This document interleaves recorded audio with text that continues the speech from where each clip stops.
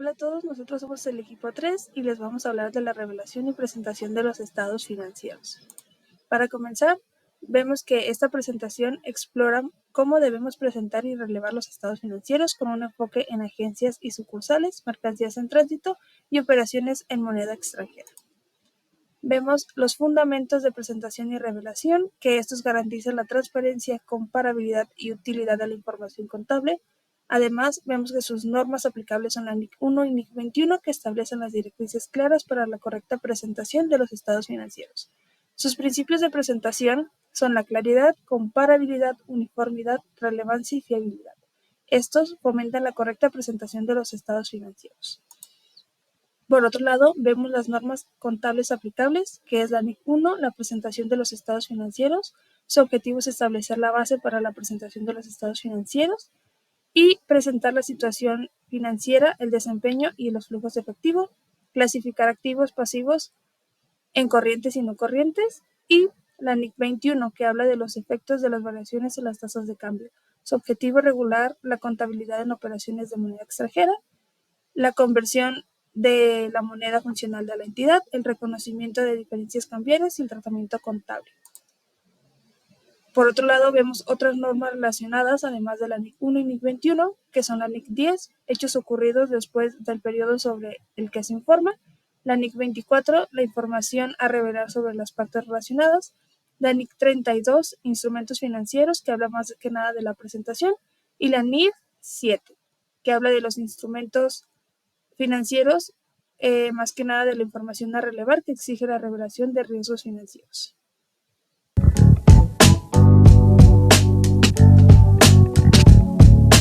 Para las notas en los estados financieros del tema de agencias y sucursales, es importante describir la empresa, explicar la existencia de sucursales, si los estados financieros van a ser consolidados o separados, cuál es su moneda funcional utilizada. De igual manera, es muy importante especificar los métodos de consolidación y las cuentas por cobrar y pagar, que es de cada uno, tanto de la matriz como de la sucursal. De igual manera, para las mercancías en tránsito, es importante especificar el método de evaluación, los métodos de riesgos.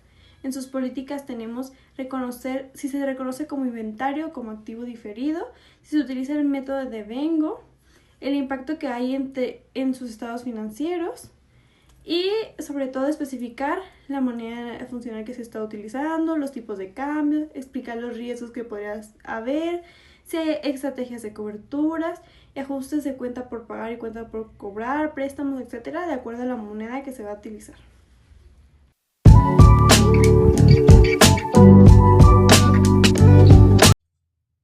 Como contador es fundamental reflejar con precisión la operación de cada sucursal, especialmente en lo relacionado con mercancías en tránsito.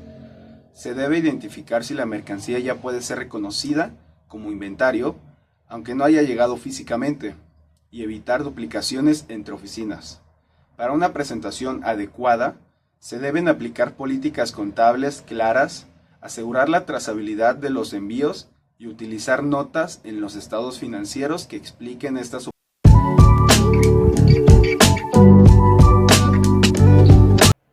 Yo les voy a hablar sobre la agrupación de partidas. Tenemos la definición según la norma internacional de contabilidad 1.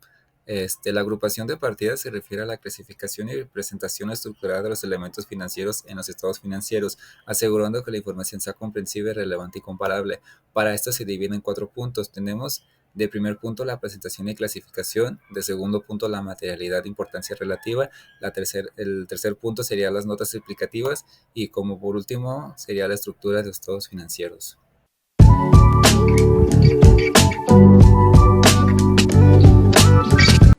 La revelación en los estados financieros es la información complementaria que se presenta en las notas para explicar con mayor claridad a las cifras contables. Su propósito es brindar transparencia, facilitar la toma de decisiones y evitar errores de interpretación. Incluye detalles como las políticas contables utilizadas, los hechos posteriores al cierre del ejercicio, contingencias y compromisos, transacciones con partes relacionadas, así como información sobre instrumentos financieros y arrendamientos. Todo esto permite entender mejor los riesgos, acuerdos y situaciones que podrían afectar la situación financiera de una empresa. Además, esta información debe cumplir con principios clave: la relevancia, que aporta valor; la fiabilidad, que sea precisa; la claridad que sea comprensible, la comparabilidad que permita analizar entre empresas y periodos, y en resumen, la revelación contable ayuda a ver el panorama completo más allá de los números.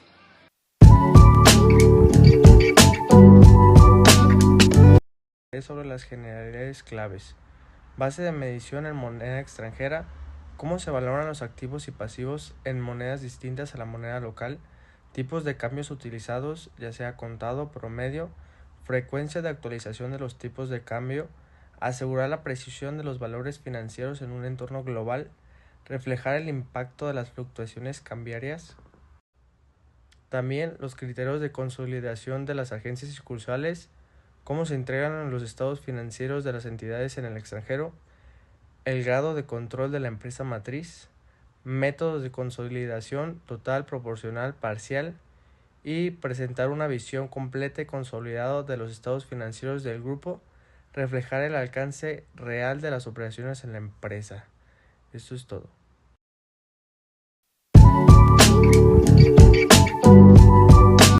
Hola, buenas tardes. Yo vengo a presentarles el tema de políticas contables, las cuales son los principios y bases y conversiones, reglas y prácticas especializadas de una entidad utilizada para preparar y presentar sus estados financieros, la cual, por ejemplo, las bases de presentación están compuestas por la base de acumulación, que reconocimiento de ingresos y gastos en el periodo en el que se producen, independientemente de cuando se recibe o se paga el efectivo, mientras que la base de efectivo es el reconocimiento de ingresos y gastos cuando se recibe o se paga el efectivo. La clasificación de activos y pasivos está entre el activo y pasivo, se clasifican entre corriente y no corriente, dependiendo de su liquidez y plazo de realización. Por ejemplo, también serían las políticas de depreciación y amortización, los cuales son los métodos utilizados para distribuir el costo de activos fijos y a lo largo de su vida útil. Por ejemplo, sería la línea recta, el saldo decreciente si lo utiliza desde producción.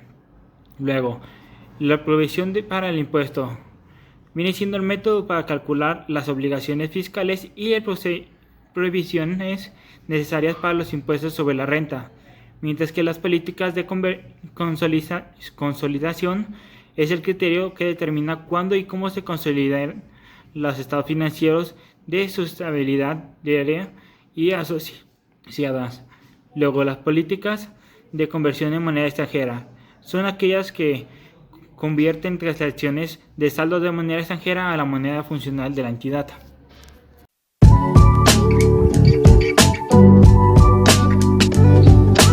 Hola, mi nombre es Martín de Jesús Castro Barrios y les hablaré sobre el tema de negocio en marcha.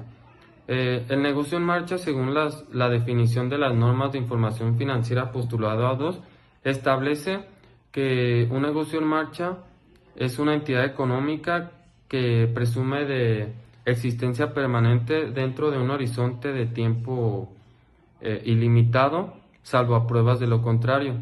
La característica de la existencia permanente significa que asume que la entidad económica va a estar en operación en el futuro y bajo ninguna circunstancia se encontrará en una situación atípica por la cual tenga que cerrar o considerar que las operaciones que realizan, en vez de ser en un horizonte de tiempo ilimitado, sea de tiempo limitado.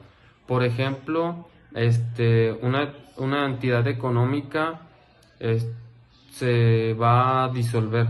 Ahí es cuando se encuentra en una situación atípica.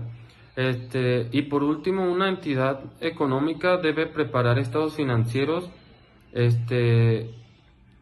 base al negocio en marcha, y si ellos están en una situación atípica, pues ya que tengan la intención de liquidar, ya no se presentan esos estados. Eso sería todo y gracias.